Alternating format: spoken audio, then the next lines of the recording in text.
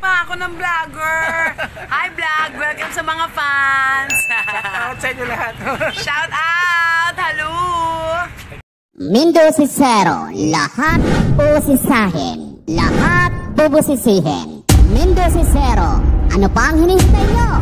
Mag-subscribe na! Ayun, magandang araw ulit mga kababayan. Mga kagamba muli na ay nagbabalik sa ating YouTube channel.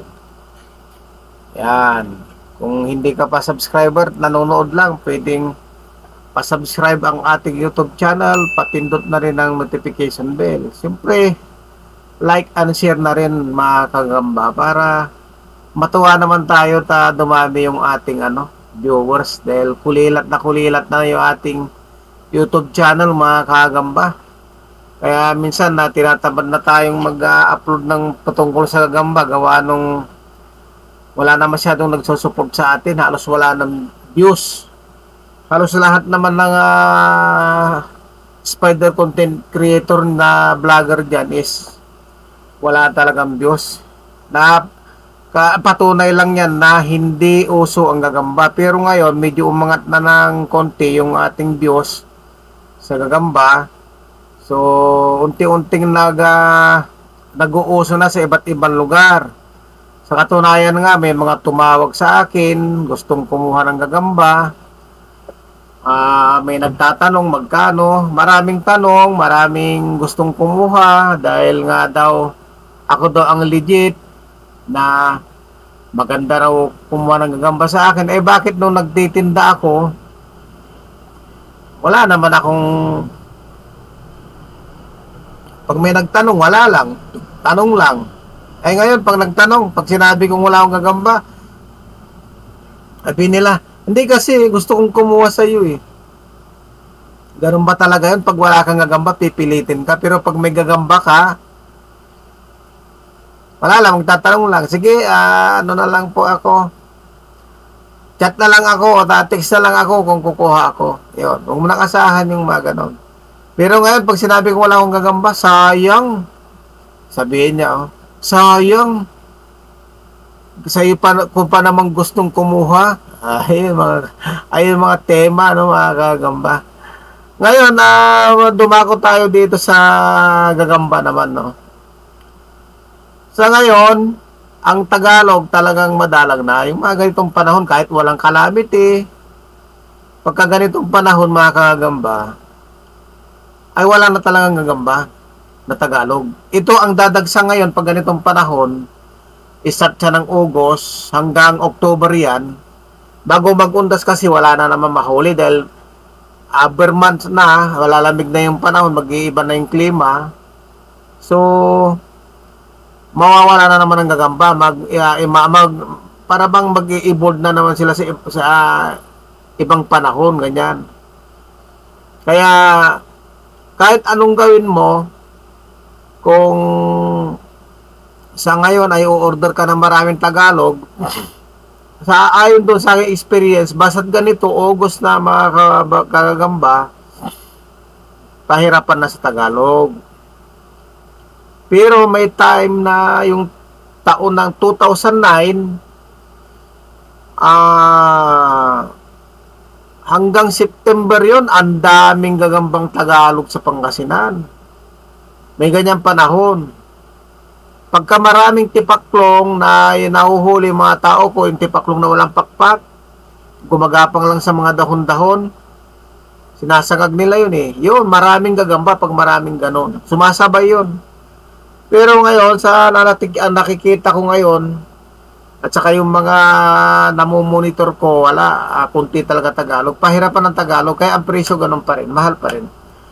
Ito namang Masbate, dahil dumadagsa na, gaya ng sabi nung isang seller dyan na, dahil dumadagsa na raw Masbate, may ibibigay daw sa parang rekta daw na presyo, pero nung nalaman ko, napag-alaman ko na napakataas pa rin ang presyo niya.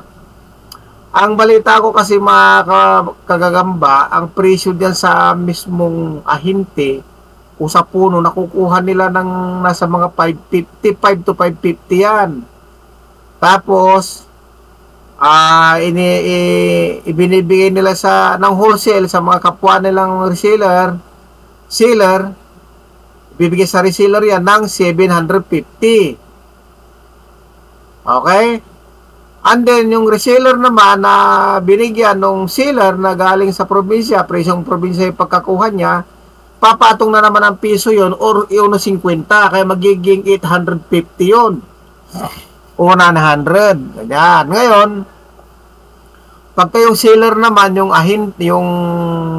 malaking seller, bago-bago ka lang, kung magkano yung kuha mo doon sa reseller niya, ganon din ang kung magiging kuha mo sa kanya, magdi-discount lang ng 50 pesos yun. Ganon ang style nila dyan, mga kangamba. Pero kung kagaya ko, akong kukuha sa kanila, malaking discount. Kaya minsan din ako nagpaparating kasi halimbawa, ang bintahan ng masbate sa yung running price is 800 to 850. May bibigay ko rin ng 800 to 850 yun kasi nakukuha ko sa kanila ng 700. O, di ba? Ba't pa ako magpapakahirap na magparating na kung pinadahan ka ng basura, sasakit lang ang ulo mo.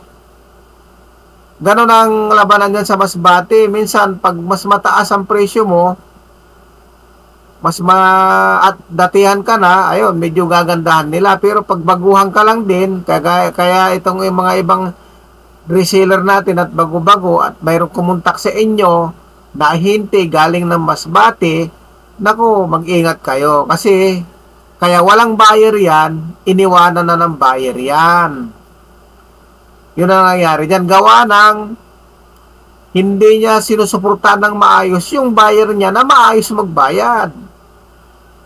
Ang gusto niya kasi, kung meron siyang doong 4,000 masbate o 2,000 o 1,000, binibiding pa niya yun. Itatawag niya kay ganito, itatawag niya kay ganyan. Kung sino yung pinakamataas at maloloko niya, doon niya ibibigay. Ngayon naman, lalo na kung itinanggian na ng buyer yung kanyang gagamba dahil laging nagpapadala ay maliliit, maraming reject.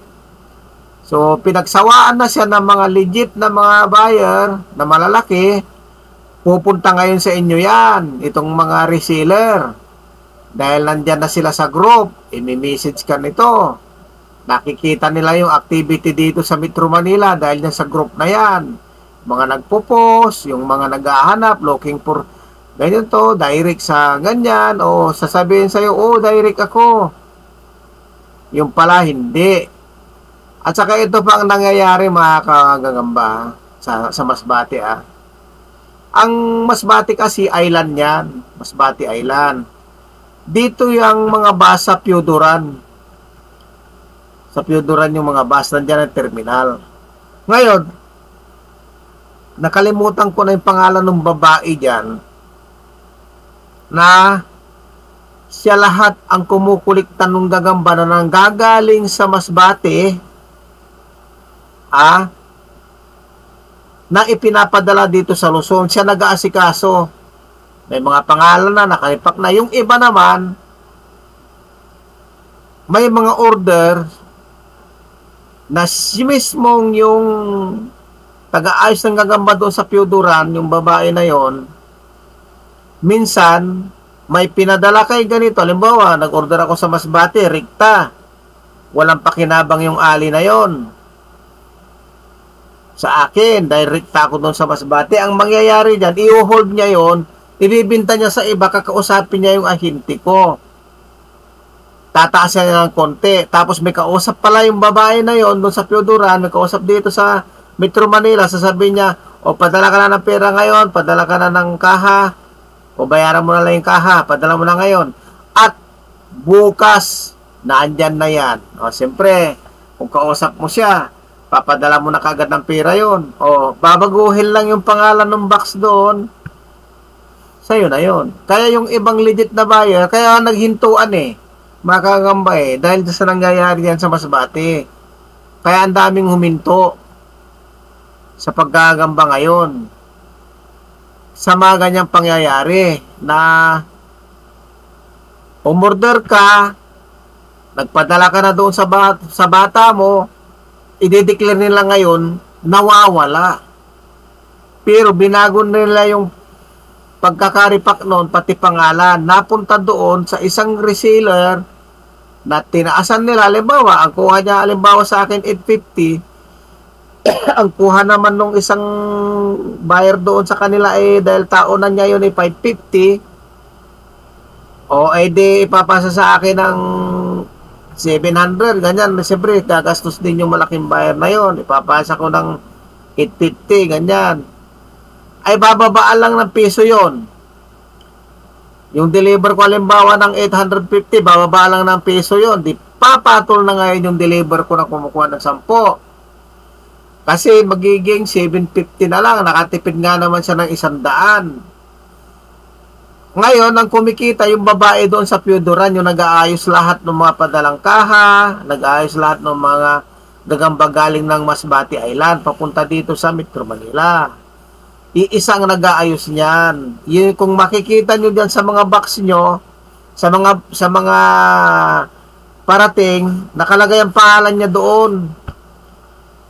O kaya, nakalagay yung pangalan mo doon, tapos pangalan nung ahinte mo ang nakalagay. Pero, siya ang nag-ayos. Ngayon, pag magpapadala ka ng kaha na empty, doon sa Masbate, dadaan ng Piodoran, ipapangalan mo ngayon doon sa babae na yun, ikikir off mo doon. Sasabihin mo, sa ahinte mo doon sa Masbate, nagpadala na ako ng ganyan. Saluhin mo na yan dyan. Ngayon, pag hindi detalyado isinulat mo doon, sa kaha mo na empty, mawawala na naman yun. Ang dami ng ganyan, nangyayaring ganyan sa mga legit na mga malalaking buyer na kasabayan pa natin nung araw pa. Nawawalan sila ng kaha, hindi malaman nung taga-ayos doon sa Piodoran na iayos niya yun at ipapadala sa Masbate. Hindi nila malaman kung saang bus daw, hindi daw nakarating doon. Hindi pwedeng ganon kasi may resibo yun. Yung pinadala mo. Yun ang nangyayari dyan mga kagamba. Kaya nakakasawa na. Hindi, maliit lang kita mo, papiso-piso ka nga lang, tapos mamamatayan ka pa. Kasi alam nyo ba, na hindi naman nila niriripan yung, halimbawa sa isang box, namatay ng 3, wala na yun. Ay kung 10 kaha yun, tig 3, di 30 piraso yun. Binayaran mo yun. Walang patay doon nung binayaran mo. Kung magkano yung sinabi nung ahinte na bilang, yun ang babayaran mo. Pag dumating naman sa iyo, minsan kulang-kulang yung isang kaha. Ikaw magsasuffer lahat. Kaya yung iba dyan na hindi marunong, hindi alam ang gagawin doon sa dumating sa kanya, minsan ipinapasa na lang niya. As is. Ganun yan ang nangyayari yan mga kagamba. Kasi wala, maimintil lang kunwari na mayroon silang parating. Sabi na, rikta na ako. Hindi, walang rikta dyan mga kababayan, mga kagamba. Mayroon pa rin diyang, maliban lang yung mga legit noon na mga ahinte, rikta talaga doon sa mga kausap nila noong araw pa. Pero ngayon, pag bago ka lang, at hahanap ka ng ahinte doon sa Masbate, dadaan ka muna doon sa babae doon sa Piodoran. Bago ka makakuha ng gagamba, doon mismo sa Masbate. Ganyan ang labanan dyan mga kawagamba. Yan ang hindi nyo alam. At yan ang sikreto dyan. Matagal nang ginagawa yan dyan. Kaya yung kuha mo doon sa mangingilaw na halimbawa, ang kuha mo ay 4, magiging 5 na yon o kaya 550. Kasi pag hindi mo kinuha ng 550, mawawala yun. Ipabigay nung taga dyan sa Piodoran yung babae na yun sa iba. Dahil maraming kumukontak sa kanya. Ganon niya. Alam mo, tumawag ako sa kanya. Nakalimutan ko na anong pangalan nun eh. Hindi ko na ipunbok kasi hindi ako interesado sa mga ganon. Mahirap kasi. Inaasahan mo na ipapadala sa'yo pero mayroon pala siyang nakausap na mas mataas. Doon niya ipapadala ka agad. Sa isang iglap, di ka nasasagutin nun. Pero akala mo napadala sa'yo. Nagpauna ka pa ng bayad. Hindi man buo pero may pinauna ka. Tapos sasabihin sa'yo, boss, sa susunod na lang, ang dami na niyang mga alibay. Yun ang mga nangyayari dyan mga kagamba. Kaya, yun ang update natin dyan ngayon. Ang sabi sa akin nung mo-order ng Masbate, mahal pa rin daw. Ang presyo daw is 850. Doon daw sa isa, 800. Kaya ang presyo nung binigyan ko kasi yon ng buyer eh. Binigyan ko yung bibili na yung sa akin na seller dito sa Metro Manila na kakilala ko. Na inaasahan ko na pag binanggit ako doon is mas mababa niya ibibigay. Ay hindi, mas mataas pala siya. Ganun yan mga kagamba. Kasi nga, alam nila na wala akong hawak. So, sasamantalayan nila ngayon yung pagtataas nila ng presyo. Isasabay nila doon sa mga reseller nila. Kaya, ang nangyayari yan, mapag-iisip mo, reseller lang yun, pero bakit parehas sila ng presyo nung mismong malaking buyer? O, diba? So, wala ka nang pupuntahan. Kung halimbawa, kukuha ka ng marami. At saka ito namang mga masbate na gagamba, mga kagagamba. Hindi naman ito basta mabibintay. Karamihan lang naman ito kukuha yung maglalaban. Ang pambata lang naman kasi Tagalog. Halimbawa, ayan, nakuha mo ng 800. Abay, wala kang maibinta ng tig 5 piso. Tig 10 mo maibibinta yung kasilaki ng kulangot, yung reject, ibinta mo 10 piso. Halos siya hindi pa kinabangan yung ibibinta mo ng 10 piso. Yung halagang 10 piso ngayon, halos hindi mo mapakinabangan. Ngayon, ang medyo may pakinabang na konti, yung presyong 15, pataas. Yan, medyo maganda-ganda na yan. Pero, yung 10 piso, nako, malabo yun. Parang malabo pa kasi ang kuha mo 850. Alangan na mauno 50 lang ang kita mo pag ikaw ay nagre-retail. So, pinakamababa mo dyan, 15. Kung may 10 ka man, aba, ay yung putol ang paa, yung kulang ng galamay. Ganon ang nangyayari dyan, mga kagagamba. Hanggang sa muli, hanggang dito na lang. Marami pa tayong kukwento tungkol dyan sa mga sikreto ng mga reseller, mga malalaking buyer. Marami pa tayong pagkukwentuhan patungkol dyan. So muli, tayo magpapaalam muna. Maraming salamat, mga kagagamba.